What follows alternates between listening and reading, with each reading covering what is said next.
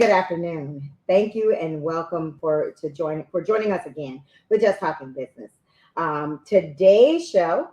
Oh well, before we get to all of that, I am Stephanie Van Bark and I'm a small business owner. And today we are going to have another Stephanie on the show, actually. So that should be interesting. If you have any questions, make sure you clarify which Stephanie you are asking the question to. All of them should be directed to her. At any rate, thank you and welcome. We will be bringing Stephanie Sylvestre onto the show. Thank you so much for joining us today. Hi, Stephanie. How are you doing today? Very good, very good, very good. Now let's get into this right away. Tell us who you are and what you do. Okay, so I'm Stephanie Sylvestre, and I run a AI company that uses generative AI to help marginalized community get access to the resources so that they can be the best versions of themselves and reach their highest potential. And what does that really mean in simple English? Mhm. We help teens with academic and emotional support and employees with job and emotional support. So we're using AI to help be your buddy. And the name of our company is Avatar Buddy. Your avatar is your buddy. Your buddy is an avatar. Safe and confidential sharing on gaining of information. Uh, now, well, you got me. There's so many questions I want to ask. So, like that just opened up a whole can of worms right there. But before we get started, um, in full disclosure, Stephanie and I are friends. Actually, we've been talking, both business owners, getting feedback. She's been a really good guide for me, and she shared with me she thought that we should do something called a takeover. So tell, if you don't mind, the viewers and the listeners what that means to you, and if you the audience feel like that's something we should do, let us know, either here today or later on in one of our platforms. We really want to hear from you, as we think that's a good idea. So a takeover is where the host lets a guest host for the day. And I told her that I believe this would be a great tool for small business owners and entrepreneurs like myself who want to do podcasts but don't have the wherewithal to do a podcast every week or every other week or even every 3 weeks. And so by partnering with people that already have the infrastructure, we can get a word out there. We can do interviews with other guests that we find important while not having to build out this other infrastructure. It saves us time and saves resources because we don't have to duplicate what Stephanie already built. And then it's a potential revenue stream for Stephanie. Um, I have not been able to be successful in convincing her about what that revenue stream looks like, but we're working on it. So if you believe in a takeover, more money for Stephanie, please light Yay! up the comments and let her know that this is something that makes sense. Thank you. I mean, it does. I love the idea. I just don't know honestly what the price should be, because I'm learning in this space as well. So definitely, I need your feedback. I need to hear if this is something that you would like, because this is the example of a show that would be a very good takeover show. Primarily because, with regards to AI, artificial intelligence, I don't know a thing about it. You've heard things throughout the years. Years ago, it used to feel very Jetson. We're on our way to the Jetsons. Now it's here. I know AI has been used in the film industry for a while now, but now it seems to be getting into the mainstream. So, talk to us a little bit about. I mean, I know it's been around for quite a while, but in this space, in this mainstream space, it seems to just have been what, 5, maybe 10 years that we're really trying to make it a part of our everyday existence. Tell us about how fast and furious this industry has grown, and why. Like, why is this become such a household conversation, really? So I would say that this industry, AI is actually a very old industry. It's been around since the 70s. I believe in the 80s, 70s or 80s. I might be getting my years wrong. This professor created an AI person that was able to talk, and a few of the users developed emotional connection to them, to the person. So this is not new. What is new is the ability to get it to a greater audience. Mhm. And I would say maybe in the mid uh, 2000s, 2015 and so forth, we started seeing companies really double down into generative AI. So there's AI, which is just artificial intelligence, and generative AI is a step farther. It's about taking your thoughts and so forth, and taking all the information and predicting what should be the next word or phrase in a sequence of phrases. So they can think on their own. It is sort of that, or the idea They is can they learn on can, their own. right. Okay. They can learn on their own, and they can provide responses independent without having to be scripted. So the difference between generative AI versus like a chat box or a Siri or an Alexa is that they have to be scripted, and the generative AI doesn't have to. That's like the simplest way I can make the distinction. Obviously, I'm oversimplifying it. It's way Mhm. more complex than that. But Mhm. just for your audience and for the discussion tonight, And for me, it's a simple version. so I who think would, that what I'm sorry. Go ahead. now I was going to ask, then who would be your client? I mean, I again, this has been something that I know is very that was maybe being used in sort of a film industry, so or entertainment or that kind of thing. But it sounds like it's something that could come into my home. So, who is that client, and what is the cost to bring it into my home? Well, so you just asked a lot, so I'm going to try and unpack a few of this. Um, it can come into your home. You should open the door, welcome it into your home, because think about it as like, let's say you're doing a research paper, right? And you read 15 books. And after you've read these 15 books, you've come up with some perspective, some theories, some ways of how to process the information. That's what generative AI does. But let's say you have to read 15 books. That's 2 weeks worth of work. It can do in a few seconds because it's already read those 15 books plus 30 Mhm. billion other books and so forth. So he has all that information. And what it does is it summarizes information for you. So for a very long time, we had a divide, right? If you like, if I go back to the Renaissance time, and I like to go back to the Renaissance time, one, because that's one of my favorite periods in history, but it's also the time where we really started to get inclusion of the masses. And during the Renaissance, there's a priest in Germany, Martin Luther, who started teaching the peasants how to read and Mhm. write. And what that did was it started the Renaissance, the Reformation, and just a changing of the world order. Before that, the nobility, the royals, and the churches controlled, and peasants weren't very good at reading, so they didn't really understand what was going on. And that was a 500-year revolution. Took a little while to get everybody to read and literacy, and then we had the Industrial Revolution and so forth. And so this time around, we're having the same revolution, but instead of taking 500 years, we're taking about maybe 50 years. Mhm. Um, if you start with where AI started back in the 70s, it's about 50 years, a little bit over 50 years. Um, but I think the bigger thing about generative AI is it's going faster because it provides insights and access to knowledge. And I'm deliberately using the word knowledge because knowledge and information are two different things. I Mhm. can give you a bunch of stats, right? Somebody can tell me a bunch of stats about a football game. I was like, okay, sounds nice. But because I don't understand football, it doesn't really mean anything to me.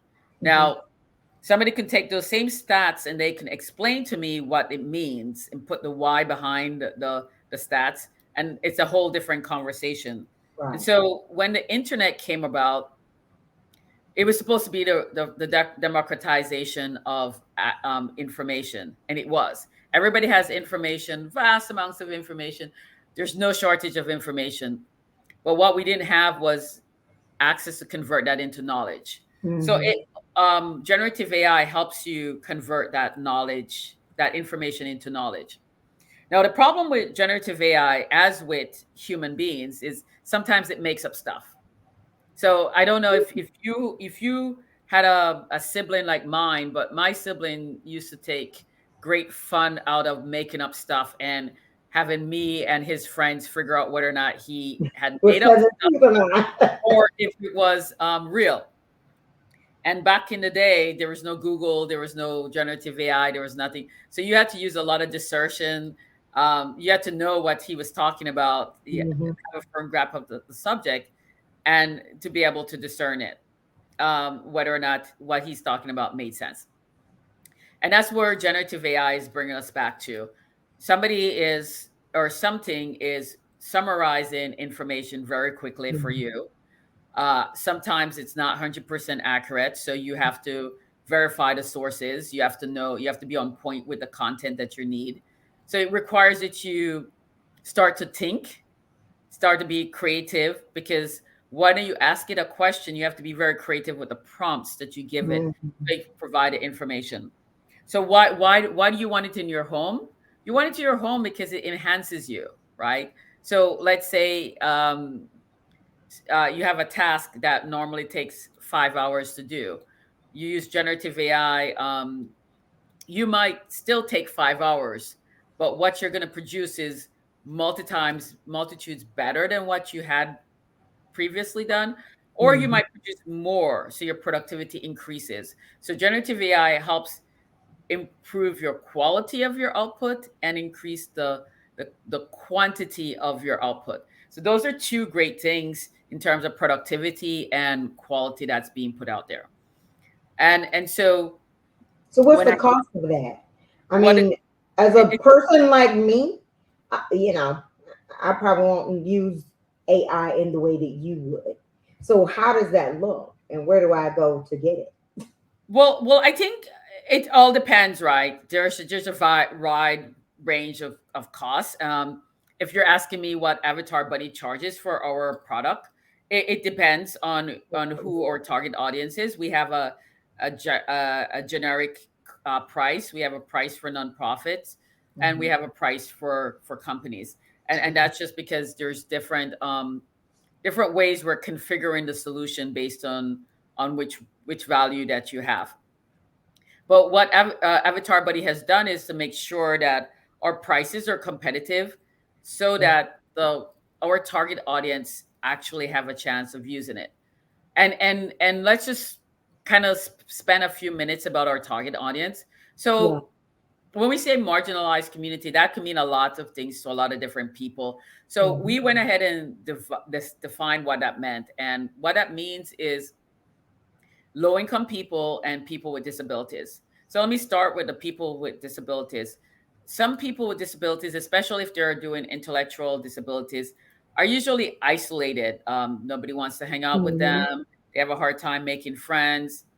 Going Our AI allows them to practice having conversations with people Mhm. before they have to actually have conversations with human people.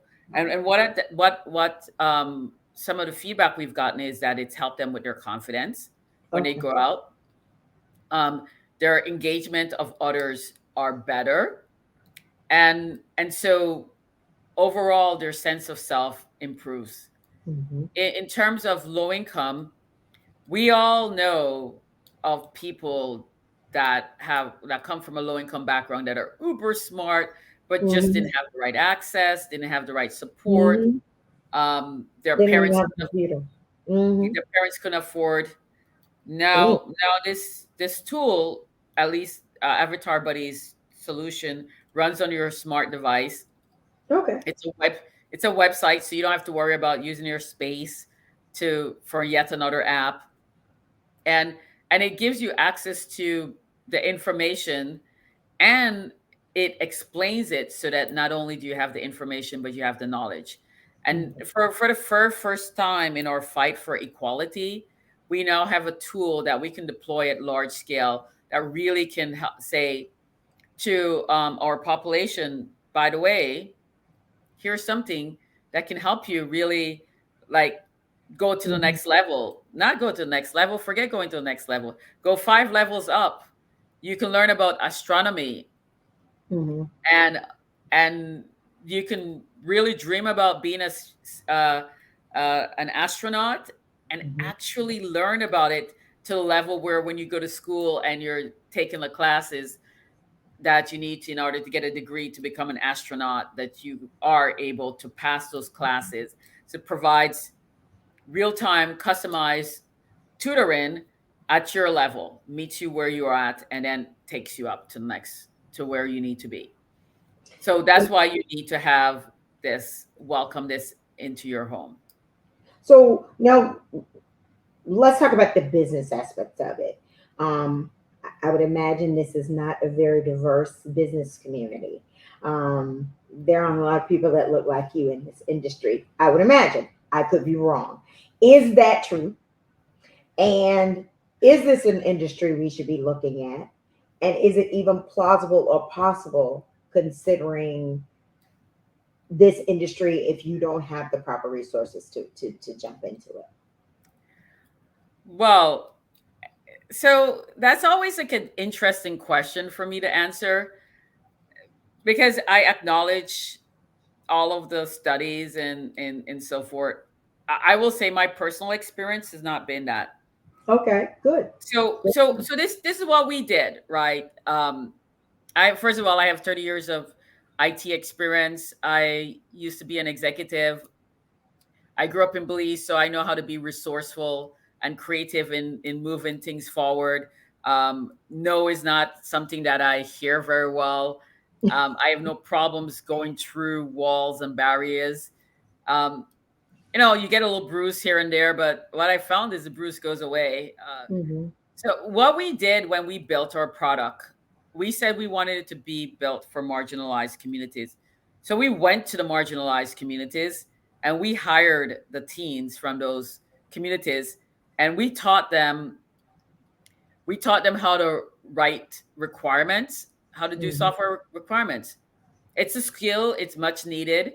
I Uh-huh. happen to know how to write those really well, and I used to train on how to do that. So I trained the teenagers on how to do it. Then we taught them agile methodology. This Hmm. is a new way of developing software that's actually very very helps you get software to market faster. Make sure you just build what you need, cuts down on waste, cuts down on cost. So we taught them that. Then we taught them how to design software. Again, those are very transferable skills and Hmm. not complex to learn. So I just talked about three different IT jobs slash careers that you can have that does not require that you write a stitch of code. Mm. Okay, so there's possibility in this E- industry that Exactly. And where you then could be lucrative and have access. exactly. And then we partner with this company called WebAuthor, and they're building out the product for us, and they believe in our mission and our goals, so they're building out and they're giving us free software development. I mean, that's huge. It's Right, absolutely huge. right. And then when it was time to test, we went back to the same organization that gave us access to the kids before, and they gave us some more kids. And so then Smart we kid. taught inner city kids, low income kids, how to be software testers. Okay, okay, great. And they tested our software, and so they found defects. We use one of the engines that we use is GPT 3.0. Back then it was 3 GPT 3.0 and DaVinci, and we found a whole bunch of defects, and I consolidated all the defects and we sent it over to OpenAI, and they incorporated some of our defects, Cool. because when Very we went cool. back to test, the defects weren't there anymore. Very cool. So So so okay, go so ahead. so, so before you go back, I just go on. I just want to say for everybody out there who has come from a marginalized community, I just built a product with people from the marginalized community with not a lot of money, not a lot of resources, and our tool can hold its own to almost any other tool that's out there. That just goes to show that if you believe in yourself and you have a good support system, you can push through. Right. And that's what we're doing with our tool. We're saying if you don't have a good support system, here's a tool that can create that for you until such time that you get one. You do. Okay. Good information to know. So let's talk pivot plan because that's kind of what this whole show is all about. Again, as I mentioned, everybody's got to have one. We're friends, and so I know a little bit about your history. Also, was checking out your resume. You have a really extensive resume, very impressive.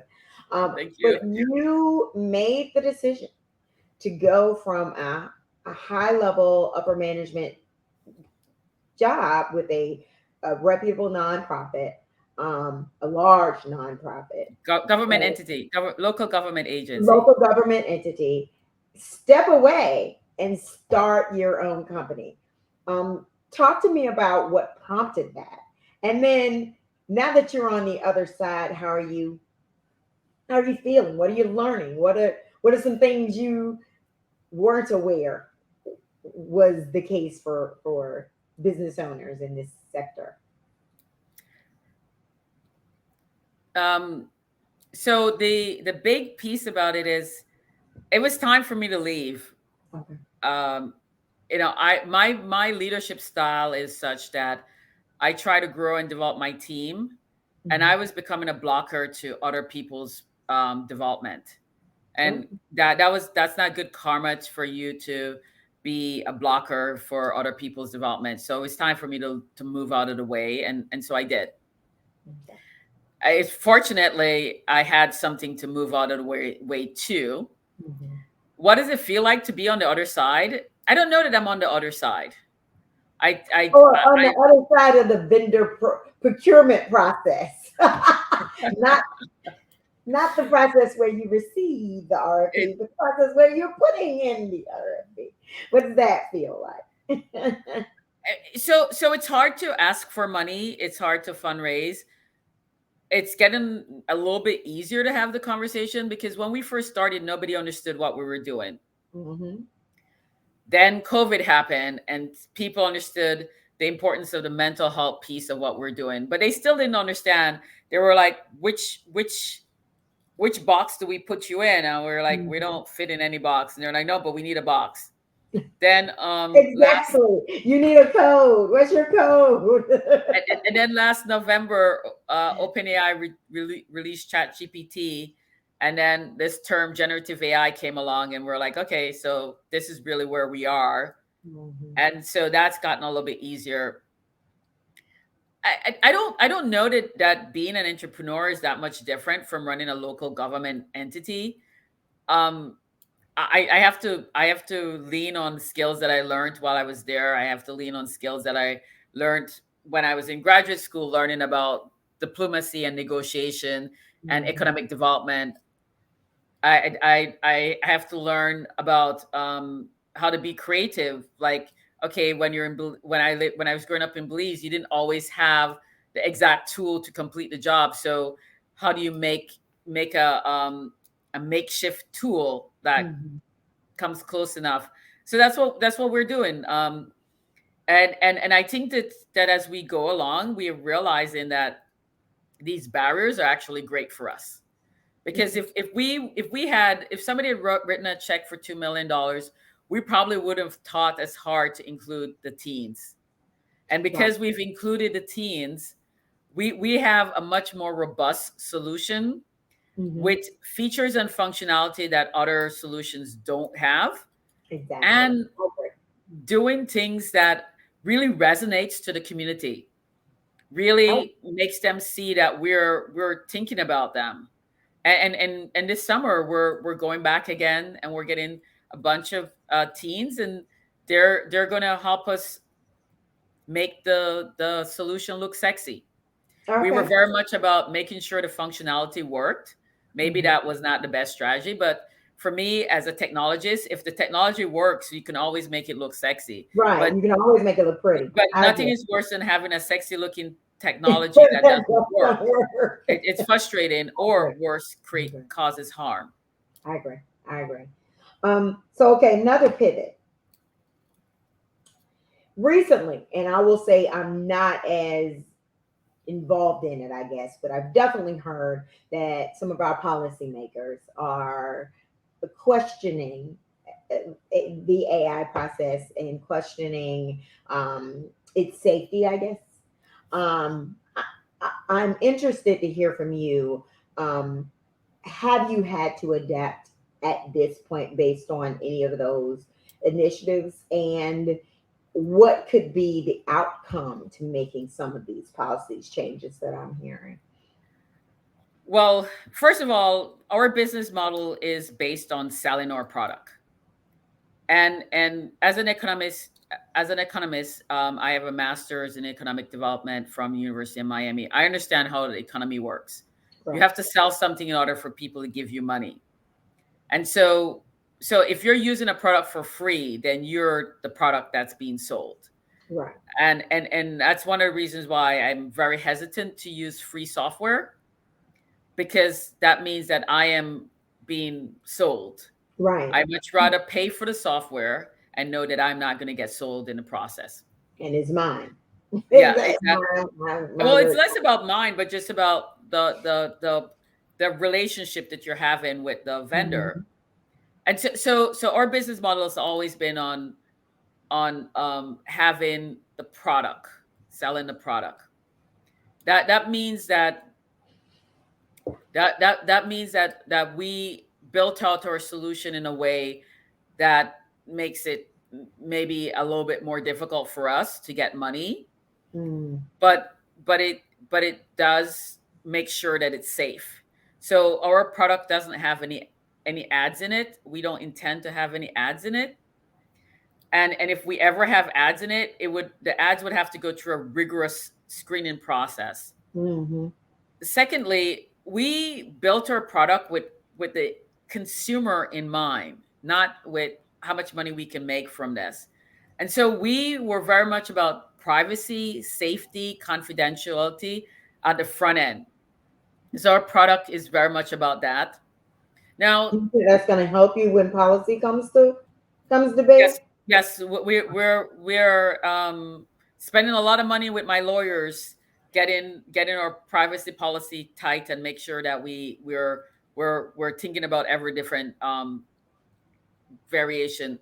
Mm-hmm. But I also think, sometimes people talk about the AI being biased, and so yes, but they talk about it from a perspective as if human beings don't walk around with biases all day long. Right. Absolutely. And they talk about the AI makes up stuff. Well, I would like to show you to introduce me to a human that has not made up something, and because that person I really want to meet. Right. So I actually was reading something last night and started crafting an email to one of my friends, and I said, I've yet to hear a complaint that's really, really, really that's out there and scary that I would say, okay, we really need to pause. Mm-hmm.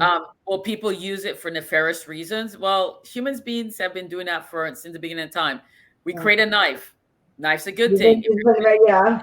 Yeah. If you're eating a piece of steak, knife is a good thing. If somebody's trying to stab you with it, maybe not so The much. bad thing. Right. Right. That's So rather than look at the tool, let's look about what about human nature that causes people to use things that are designed for good for not so good reasons. yeah. Let's figure out how to get people to love themselves enough that they don't feel the need to prey on others. Mm-hmm.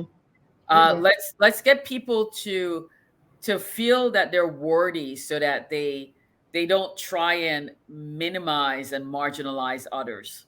Yeah. Those, Okay. that's how you solve some of those generative AI problems, and that's how we sell our tool.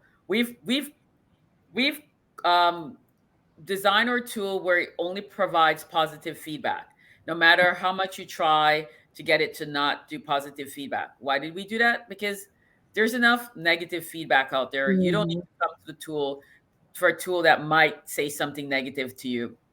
We had 145 teens test our tool last summer. So if you ever want to have somebody say something negative about to you Send just it put it to a in the hands of the team, teenager. and That's they were true. not able to get it to respond negatively. Good, So, very good. so those are like ways to be able to use it not for good, and then understand that just because somebody tells you something or an AI tells you something doesn't mean that that's the gospel truth. Right, You still have to reference your source. I mean, there's a whole thing that says trust but verify. right. And that's So humans and computers, yeah, or that's for human. technology as well. I agree. Yeah, I yeah. agree. So how would you scale something like this? And what is your, speaking of scale, what's your 3 to 5 year strategic plan for growth in this way? So we're working with after school programs to get it into the hands of the teens and their teachers. Mm-hmm. We're working with companies that have entry level jobs to get into the hands of the frontline supervisors, their supervisors, and then the frontline staff. Okay. It's we're hoping that in by year 7 we're at 9.5 million users. I know it seems like a very specific number, but Yeah, it does. just based on how we forecast growing, that's where we land. Okay. And I personally think that in the next 3 to 5 years time, everybody is going to have an AI to help them be better human beings. Mm-hmm. And so we want Avatar Buddy to be one of the companies that you buy your AI from. Are you on the trajectory to meet your goals in that time frame right now, or are you having to accelerate or pull back, make some adjustments? Well, with a startup that's constantly growing, we're Mhm. pivoting. We just, I would say, we just finished our most recent pivot that jumped us 3 levels up. Oh, good. And in June, we're probably going to do another pivot. And in September, we're going to do another pivot. Okay. Um, And these are I built was, I into was, the strategy. yes, yes. Okay. So our business plan requires that we pivot every few months. Okay. And I was actually just talking to one of the interns who's graduating, and she wants to become a part-time employee and less of Oh, an intern. And she was talking about that she's lost track about the amount of time she's pivoted because she's been there since we've been really doing this hardcore. right. And so one of the things that we do is we're living what we're trying to sell, and Okay. which is how to be the best version of yourself. One of the big things is get feedback, get help, get support, change and adjust as you Changing go along. flexibility. Right. Okay. Okay. And do you find that that model is working successfully for you? It is. Okay. It Good. is. Our current pivot has us with a really solid pipeline Mhm. of people that are now starting to come out, reach out to us and say, "Hey, tell us more about what you're doing." Oh, nice. And Very nice. so once you get to that, that's a positive thing. We're still very close in that we're still talking to people that we have a personal connection to. Okay. And I think that by December we will start talking to people that we have no personal connection to. Okay. Good. Very good. Congratulations, Dan. Like I said, I'll know because I'm just gonna call you and ask you what's going on. But maybe I'll I have you back appreciate on the show at the time. Tell us, did you hit that 9.5 million? that. And Yes, what did you yeah. do? Um, Well, go ahead. Yeah, I mean, the way we're trying to scale is we're not scaling one person at a time. We're doing B2B and B2B2C. Okay. So so it's a very different business model than most people talk about.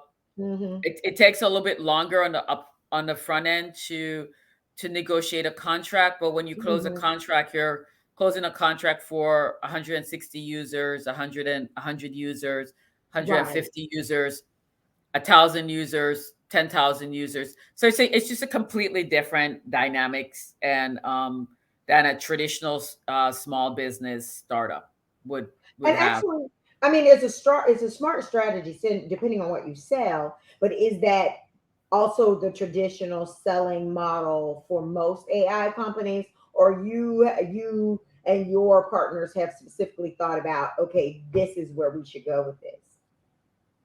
I don't know that I know what the selling strategy is for our competitors. I'm aware that we have competitors. I like to just focus on what's on my plate and not Gotcha. concern myself with what's on the person's plate next to me. Mhm. Okay. I mean, that's fair enough. um, but I think that different people have different strategies for growth, Hmm. different ways of approaching it. We're just I'm a little old school in terms of you have to have something to sell in order to make money.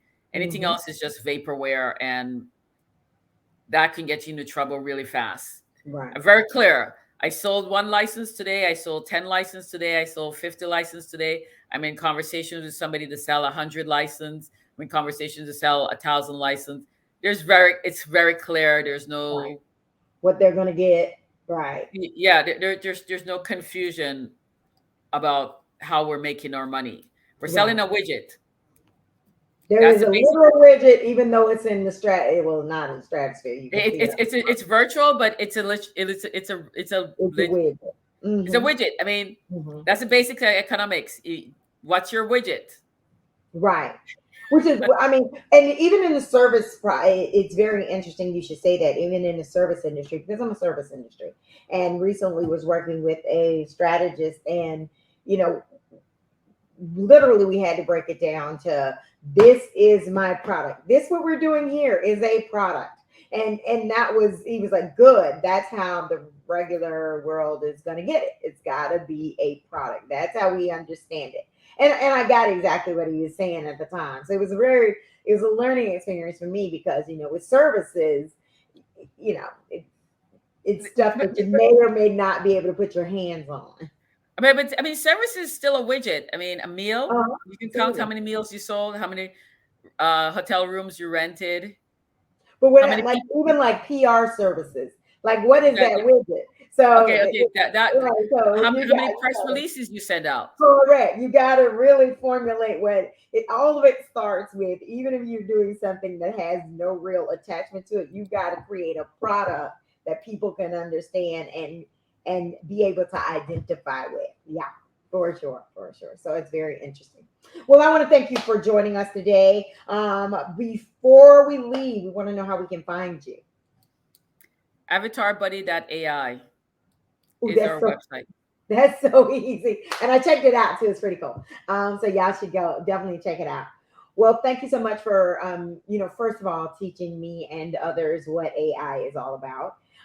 And seriously, why we should even be looking into it as a consumer. You definitely made that much clearer for all of us. So we thank you so much. And I will be sure I'm going to be chatting with you soon.